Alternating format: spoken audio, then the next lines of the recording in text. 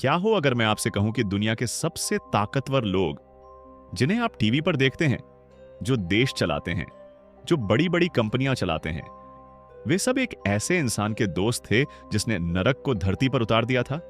साल 2026 चल रहा है, लेकिन आज भी अखबारों की हेडलाइंस एक ही नाम से भरी हुई हैं, जेफरी एप्स्टीन।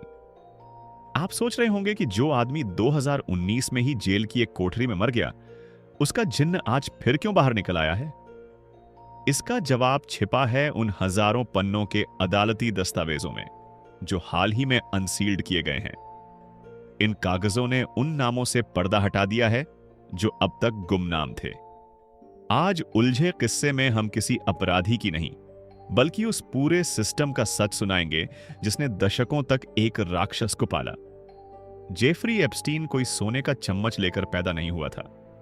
न्यूयॉर्क के ब्रुकलिन में एक साधारण परिवार में जन्मा यह लड़का मैथ्स में तेज था।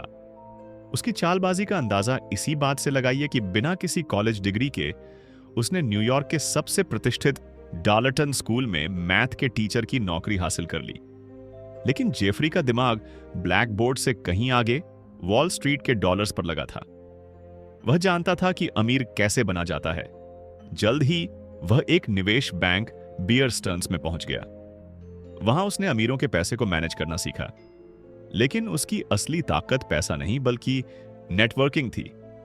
वह जानता था कि रसूखदारों की कमजोरी क्या है। 1980 के दशक के अंत में एप्स्टीन की मुलाकात विक्टोरिया सीक्रेट के मालिक लेक्स वेक्सनर से हुई।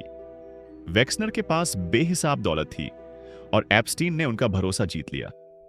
यहां तक कि वेक्सनर ने उसे अपनी पूरी संपत्ति की पावर ऑफ अटॉर्नी दे दी। जेफरी अब न्यूयॉर्क के सबसे महंगे घर में रह रहा था। उसके पास पेरिस में अपार्टमेंट था, फ्लोरिडा में हवेली थी और न्यू मैक्सिको में एक विशाल फार्म हाउस था। लेकिन उसकी सबसे रहस्यमयी संपत्ति थी little Saint James island. Virgin Islands का यह छोटा सा टापू जल्द ही दुनिया का सबसे बदनाम कोना बनने वाला था। एप्स्टीन के पास अपना एक प्राइवेट जेट था, बोइंग 727। इसे मीडिया ने नाम दिया लोलिता एक्सप्रेस। इस विमान में दुनिया के पूर्व राष्ट्रपति, बड़े बड़े वैज्ञानिक और प्रिंस सफर करते थे। लेकिन इस विमान में इन दिग्गजों के साथ होती थीं कम उम्र की लड़कियां, जिन्हें अक्सर मसाज देने के बहाने लाया जाता था। आइसलैंड पर पहुंचने के बाद मोबाइल फोन छीन लिए जाते थे। वहां एक नीले गुंबद वाला रहस्यमयी मंदिर जैसा ढांचा था। गवाहों का कहना है कि उस आइसलैंड पर जो कुछ होता था उसे सोचकर भी रूह कांप जाए। लड़कियों को एक पिरामिड स्कीम की तरह इस्तेमाल किया जाता था। एक लड़की को लाया जाता और उसे मजबूर किया जाता कि वह दूसरी लड़कियों को लेकर आए। जेफरी इस साम्राज्य को अकेले नहीं चला रहा था। उसके साथ थी गिस्लेन मैक्सवेल। गिस्लेन एक ब्रिटिश मीडिया मुगल की बेटी थी और हाई सोसाइटी की रग रग से वाकिफ थी। उसका काम था उन लड़कियों को तलाशना जो गरीब घरों से थीं या जिनके सपने बड़े थे।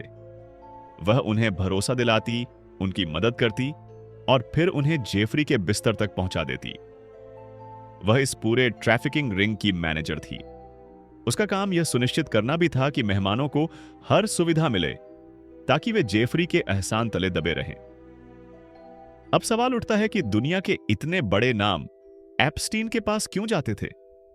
क्या वे सिर्फ अय्याशी के शौकीन थे? उलझे किस्से की पड़ताल में एक बड़ी थ्योरी सामने आती है, ब्लैकमेल। आरोप है कि जेफरी ने अपनी हवेलियों और दाइसलैंड के हर कमरे में सीक्रेट कैमरे लगाए थे। जो कोई भी वहां आता, उसकी हरकतें रिकॉर्ड हो जाती थीं। यही वजह थी कि एप्स्टीन इतना अछूता बन गया था। उसके पास Bill Clinton, Donald Trump, Bill Gates और प्रिंस एंड्रयू जैसे लोगों के साथ बैठने की ताकत थी। उसके पास जानकारी थी और जानकारी ही असली ताकत थी। 2005 में पहली बार पुलिस ने एप्स्टीन के फ्लोरिडा स्थित घर पर छापा मारा।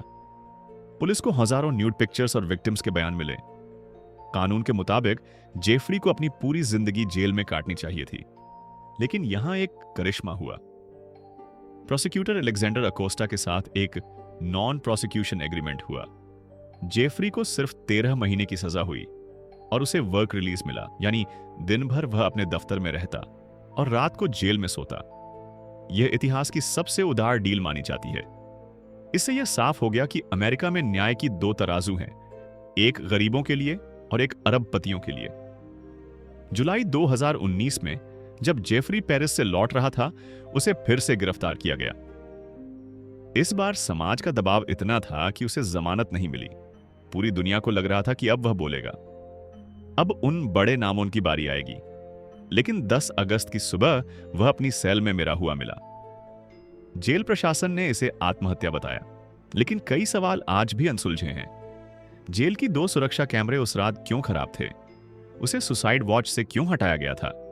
उसके शरीर पर मिले घाव क्या वाकई आत्महत्या के थे या किसी ने उसकी गर्दन तोड़ी थी?